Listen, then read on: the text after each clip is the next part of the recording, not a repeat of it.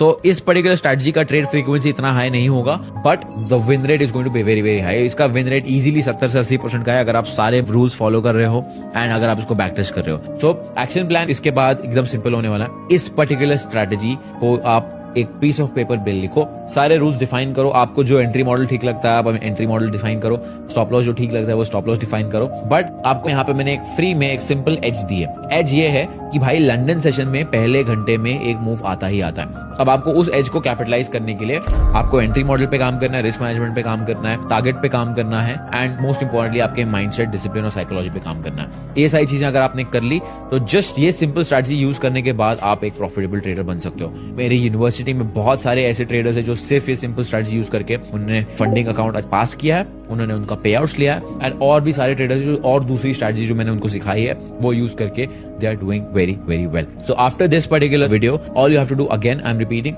Right down the rules as per your requirement, as per your criteria and उसके बाद जाके उसको test करो।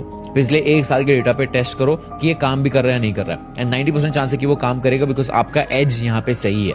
अब जो भी आपको रिजल्ट्स मिलते हैं उसको फिर से एक बार बैक टेस्ट करो, उसको ऑब्जर्व करो एंड ये चेक करो कि आप उसमें और क्या बेटर कर सकते हो। इफ यू सी कि मंडे को अच्छे ट्रेड्स नहीं मिल रहे देन मंडे को निकाल दो एंड देन